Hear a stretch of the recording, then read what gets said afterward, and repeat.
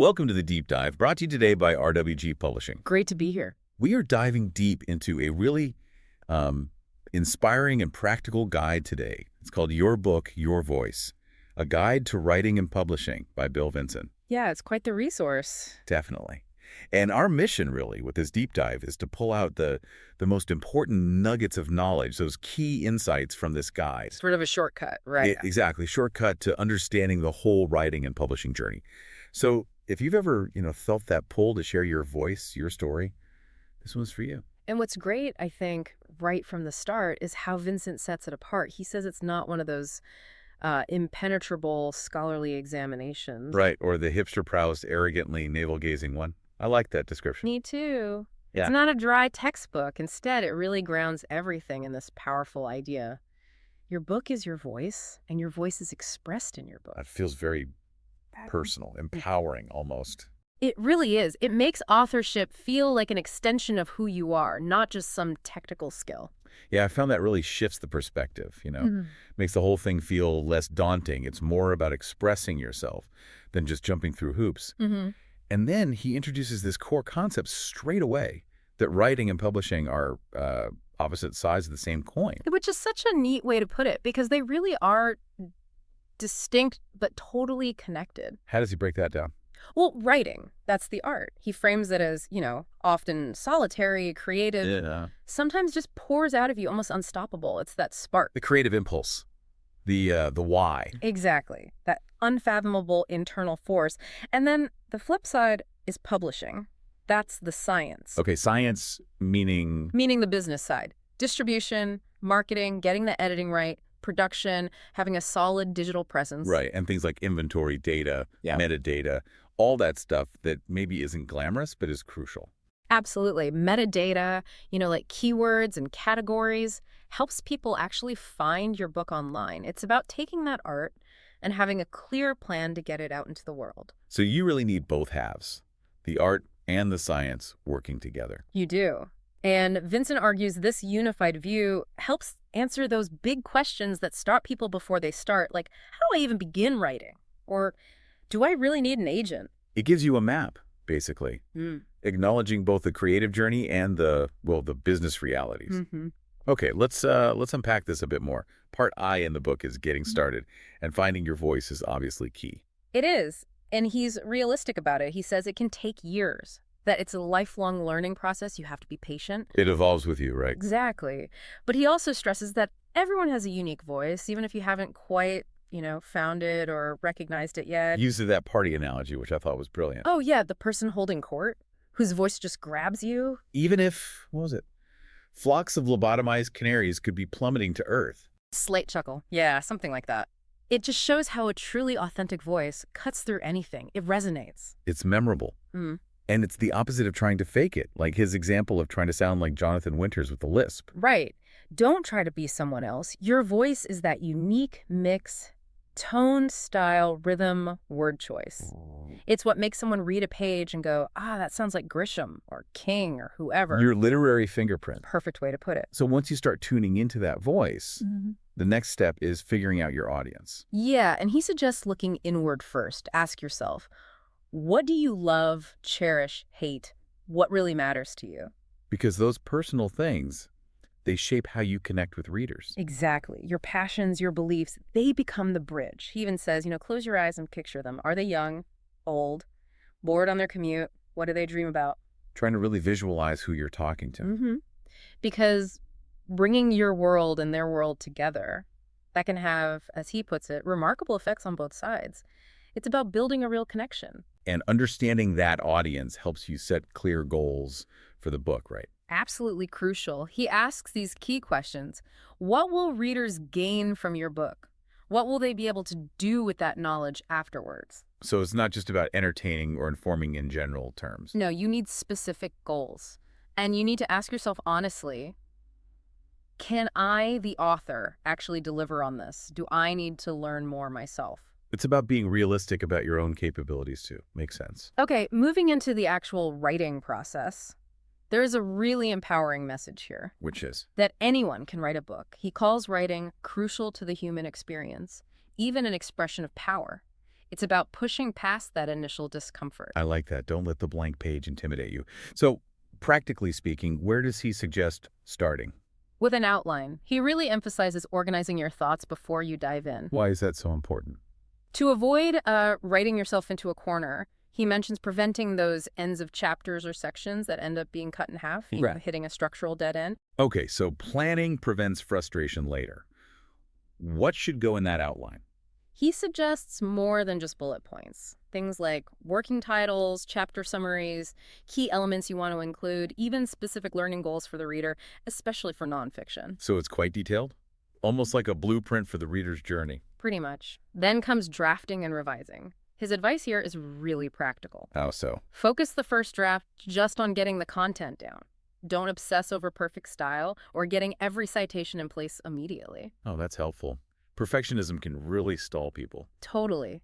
He even suggests just making notes in the margin for citations you need to add later. Just get the ideas flowing. And break it down. Yeah, draft in small, manageable chunks. Use your chapter outlines. He even mentions using flashcards to organize bits of text or evidence, whatever works to keep it feeling manageable. Okay, and what about feedback? That seems like a tricky area, especially for a book. It is. He points out that feedback for a book is different from, say, academic feedback on a journal article because it's often much more personal. Right, you're putting more of yourself out there. So how do you handle it?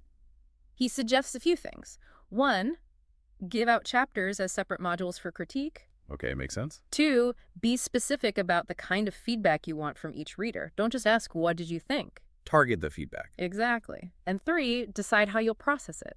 Maybe integrate suggestions freely, maybe gather it all and look for patterns, maybe only share with a few trusted peers initially. And he also warns that sometimes feedback might be off. Yeah, he acknowledges it can sometimes be misguided or inaccurate, precisely because the writing is so personal. You still need to trust your own vision. That's really important to remember. Okay, so we've covered getting the manuscript drafted, revised, getting feedback.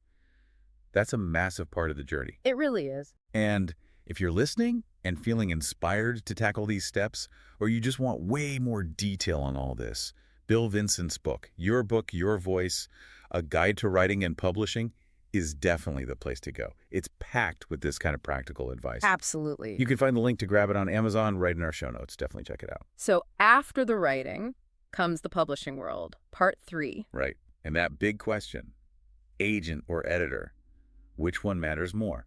And Vincent's answer is, well, it depends. Depends on your situation, the quality of your work. No easy answer. He does talk about the traditional role of agents, though. Oh, yeah. How they historically acted as gatekeepers for the big publishing houses, sorting through submissions, presenting editors with a short list. And that sending things in unsolicited often doesn't work well with the big guys. Often gets a cold response, as he puts it. He mentions huge names like Danielle Steele and Stephen King, who have agents showing that traditional route still has power. But then he contrasts that with self-publishing. Big time. He lays out the traditional path. Author submits, publisher approves, publisher handles editing, design, marketing, gives in advance, takes royalties, kind of owns the knowledge. Feedback is often just about the content edits. Okay. And self-publishing. Totally different dynamic. The author takes on the responsibility, yes, but you bypass the gatekeepers. You control the timeline, the launch. And you connect directly with readers. Directly. Build relationships, get all the financial rewards, see all the data. It's about control and connection. Does he lean one way? Oh, he's upfront about it. He says, we are biased towards self-publishing. We think it's the best avenue for the 21st century author. Wow. That's a strong stance. It is. He argues authors today have the tools to reach audiences directly. And he really pushes back against the old idea that self-publishing is just a last resort. Interesting. It really challenges those old assumptions. So if you do go that route, or even traditional, what about the actual submission process? He gets practical, especially for self-publishing. Yeah. You need your manuscript file, usually a Word doc, an author questionnaire, a signed agreement, and your cover design image. Standard stuff. Pretty much. He suggests emailing them to your contact person for speed, but crucially, always keep your own copies of everything. Rule number 1, back everything up. Navis. Okay, let's shift gears to part 4. Building your author platform. This gets into the connection between your values and your voice. Yeah, this is fascinating. He argues your personal core values like, are you a risk taker? Do you value humor, honesty? They directly shape your writing style and the feel of your message. So who you are affects how you write. Deeply. He says the more your personal values and artistic values align, the stronger your artistic voice becomes. It builds that bridge between you and your readers. That makes sense. People connect with authenticity. And a big part of platform is the website, right? Absolutely essential today, he argues. It's your online home base for readers, potential clients, everyone. But people worry about cost and complexity. He tackles that head on, says you can make it simple or fancy, and hosting can be as cheap as $5 a month, maybe even with a free design tool. So it doesn't have to be a huge barrier. Not at all. The point is, it should work for you, not be another chore. Great for email lists, engaging readers. And then social media. He calls that the fruits of an author's platform labor, meaning it comes after you've built the foundation, like the website. And he offers a caution. Yeah, don't be overzealous or too anonymous too early. Effective use takes time and strategy. He mentions Twitter, Facebook, LinkedIn, but admits the best practices are always changing. It eludes us, as he says. It's a moving target. Now, engaging with readers, this part was really interesting. He says, tell them why you made certain choices. Yeah, insights into characters, places, details. Readers love that behind-the-scenes stuff. This is key. Don't limit their interpretation. Exactly. Readers need mental space to make the story their own. Don't dictate what it means. And his other big tip for reader interaction. Forget about you, your book, and your writing, which sounds counterintuitive, right? A little bit, yeah. But his point is, readers are mostly drawn to the story, the plot, the characters, the conflict, not necessarily the author's process. So ask about their thoughts, their experience of the story. Make it about them. That's a great perspective shift. Okay, Part V, marketing and promotion. The hard truth first. Books don't sell themselves. Simple as that. And marketing isn't an afterthought. It starts months, even years before publication. And requires serious effort. Just as much effort as the writing itself, he says. If you want sales or impact, he lists ideas, speeches, promoting ebooks, social media, guest blogging. It's ongoing work. So you need a plan, a long-term plan. Definitely. Define your readership broad or niche. Tailor your strategy. Recognize it's an investment. And crucially, you must sell yourself as well as your book. How do you do that? Profile your readers, figure out what media they consume, and craft an interesting and attractive text to persuade them. For niche books, focused niche marketing is usually best. Makes sense. Target your efforts. Then comes the book launch. Which is exciting, all that work coming together. His advice here is make it unique. Customized to you, your message, your audience. Think outside the box. Maybe creative, yeah. Not just a standard party. And book signings? Still relevant. Surprisingly effective, he argues, even now. There's that sheer fascination of meeting the person behind the words. The personal connection. Exactly. It drives sales, both current and future books, creates that pull because of the personal touch, the signature. Lectures and classes offer that too. Okay, final section. Part 6. Sustaining your writing career. What's key here? Creative networking. He calls it the highest common denominator for opportunities. It's about collaboration and relationships. And he suggests helping other authors. Yeah, participating in creating their books. It builds skills, perspective, maybe eases your own writing frustrations. Interesting idea. What about balancing writing with, well, life? His advice is practical. Assume you won't have enough time, then actively rearrange your current schedule. Meaning sacrifices. Probably. Giving up TV, bundling chores, getting up early, staying up late, creating a writing retreat space. You have to build a structure that works for you. And writer's block. Or rejection. For block, he suggests maybe a retreat with other writers for structure and stimulus. For rejection, he offers perspective. Reminds us less than 1% of unsolicited manuscripts get picked up traditionally. So it's normal. Don't take it personally. Exactly. Even pros face prostration as well as exaltation, he says. Struggle is part of the process. And finally, keep learning. Always. In writing, revising, publishing your genre, practice talking about your work, public presentations, become your own best advocate. Budget for conferences? Join organizations. All great ways to hone skills and elevate your writing. Keep growing. Wow. Okay, so wrapping up our deep dive into your book, Your Voice, the main takeaway feels like empowerment, right? Totally. He wants you to boldly go out and get that book deal or successfully navigate self-publishing, to not get stuck in that I'd love to write, but mindset. And the core message comes back again. Write your book.